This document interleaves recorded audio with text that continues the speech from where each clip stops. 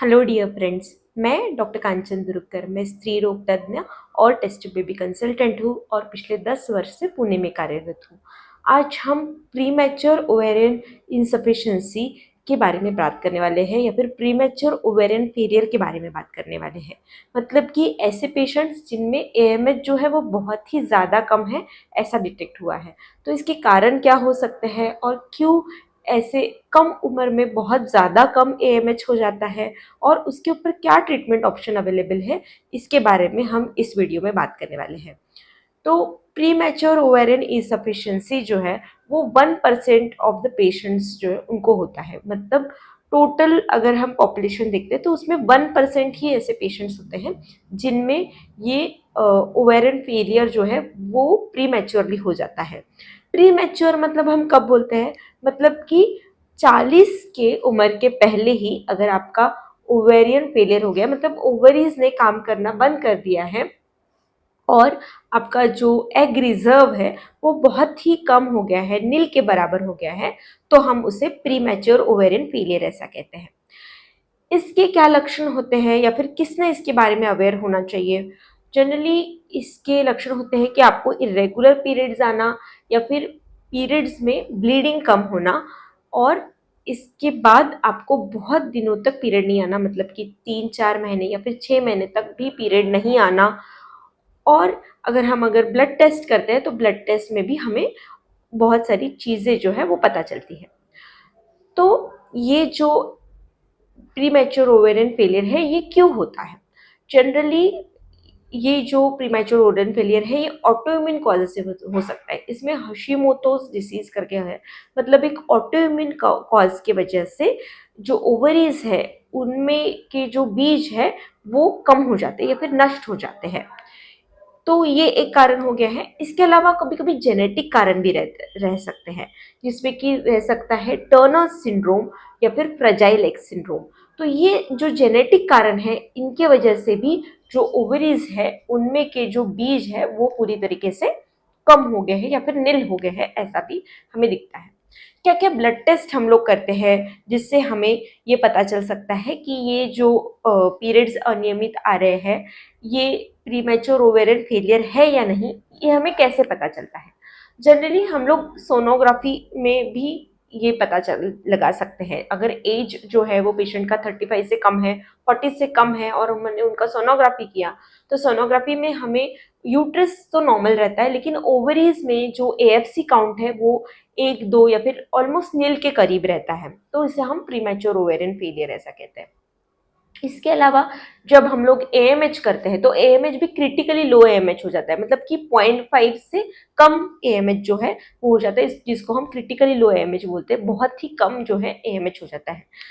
इसके अलावा हम लोग जब एफएसएच एलएच लेवल करते हैं, जो कि हम सेकेंड डे को करते हैं जनरली, तो ये एफएसएच एलएच लेवल जो है वो हमें हाई मिलता है।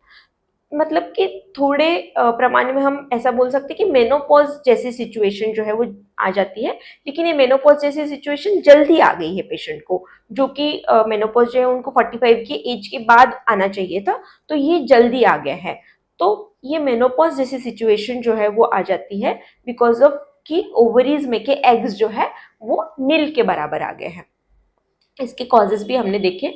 कभी कभी हम जेनेटिक टेस्ट भी कर सकते हैं इसके लिए, जैसे कि कैरियोटाइपिंग है, जिसमें हमें पता चल सकता है कि ये टर्नर सिंड्रोम है या फिर फ्रेजाइल एक्स सिंड्रोम है, तो ये हमें जेनेटिक टेस्टिंग से भी पता चल सकता है। अब इसका ट्रीटमेंट हम लोग क्या करते हैं? ट्रीटमेंट जो है वो डिपेंड करता है कि पेशेंट का किस चीज़ के लिए हमारे पास आए हैं। जनरली अगर इनफर्टिलिटी के लिए हमारे पास पेशेंट आते हैं, मतलब कि उनको प्रेगनेंसी नहीं रह रहा है, इसके लिए हमारे पास अगर पेशेंट आते हैं तो उनको हम लोग आईवीएफ ट्रीटमेंट सजेस्ट करते हैं, क्योंकि ऑलरेडी उनका एएमएच जो है वो बहुत कम हुआ रहता है। तो एक तो आईवीएफ मतलब उनके सेल्फ एग्स से उनको अगर पॉसिबल है तो हम कहते हैं कि हम कर सकते हैं, या फिर अगर बहुत ही ज़्यादा बीजों की संख्या कम हो गई है तो ऐसे केसेस में हमें डोनर एग आईवीएफ की भी सहायता लेनी पड़ती है। डोनर एग आईवीएफ का एक डेडिकेटेड वीडियो भी हमने बनाया है।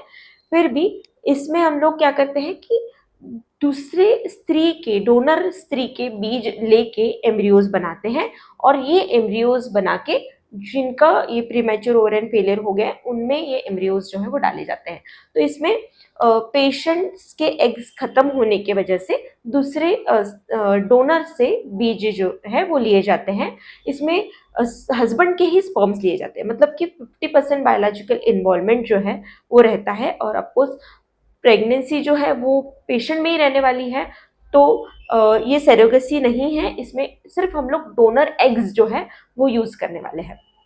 ऑफकोर्स ये डिफ़िकल्ट होता है थोड़ा सा बहुत पेशेंट्स के लिए एक्सेप्ट करने को कि इतने जल्दी कैसे, क्या उनके एग्स ख़त्म हो गए हैं या फिर डोनर एग्स उनको लगने वाले हैं। अगर जैसे भी हम लोग ये चीज़ पेशेंट को बताते हैं तो थोड़ा डिफ़िकल्ट होता है एक्सेप्ट करने के लिए, लेकिन डोनर एग आईवीएफ का सक्सेस रेट जो है वो अच्छा होता है।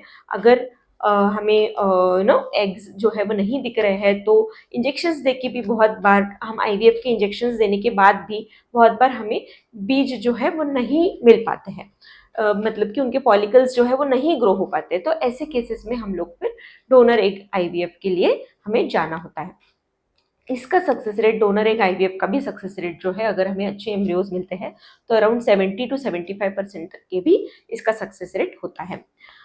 इसके अलावा अगर इनफर्टिलिटी का इशू नहीं है, पेशेंट का फैमिली कंप्लीटेड है और उनको प्रेगनेंसी का इशू नहीं है, तो ऐसे केसेस में हम लोग ईस्ट्रोजन सप्लीमेंट, कैल्शियम सप्लीमेंट देते हैं, क्योंकि पेशेंट के ओवरी ने काम करना बंद कर दिया है, तो ईस्ट्रोजन एब्जॉर्प्शन नहीं है, ईस्ट्रोजन नहीं है तो कैल्शियम नहीं है, तो इस वजह से हमें कैल्शियम सप्लीमेंटेशन, ईस्ट्रोजन सप्लीमेंटेशन देना पड़ सकता है।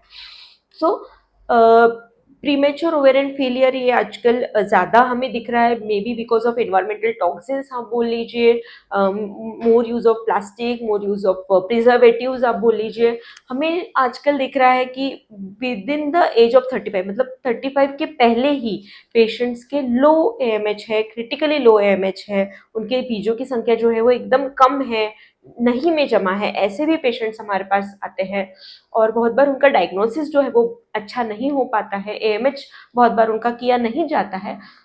तो ये चीज़ बहुत इंपॉर्टेंट है कि अगर इरेगुलर पीरियड्स है आपको, अगर पीरियड्स में ब्लीडिंग कम है, तो ज़रूर आपने एक आपका खुद का एएमएच टेस्ट करा लेना चाहिए, या फिर आपके फर्टिलिटी कंसल्टेंट से आपने ज़रूर मिलना चाहिए। और एक सोनोग्राफी जिसमें हम एएफसी काउंट देखते हैं, सिर्फ ओवरी का साइज देखना ज़रूरी नहीं है, ओवरी में बीज कितने हैं जिसको हम एएफसी काउंट कहते हैं, ये भी देखना बहुत ज़रूरी होता है। एएमएच जैसे मैंने बोला, एफएसएच, एलएच टेस्ट भी हम लोग कर सकते हैं। तो ये सारे टेस्ट से हमें प्री मैच्योर ओवेरियन फेलियर का डायग्नोसिस जो है वो हो सकता है। ये ग्लोबल कंसर्न है, हमें बहुत बार ऐसा पेशेंट्स को ऐसा लगता है कि मेरे साथ ही ऐसा क्यों हो गया, लेकिन ये ग्लोबल कंसर्न है कि एग नंबर्स जो है वो बहुत कम हो रहा है जल्दी जल्दी। ट्यूब्स लाइगेशन जब होता है तब भी एएमएच कम होता है, क्योंकि उससे ब्लड फ्लो जो है ओवरी का कम हो जाता है, तो उससे भी एग रिजर्व जो है वो कम हो सकता है।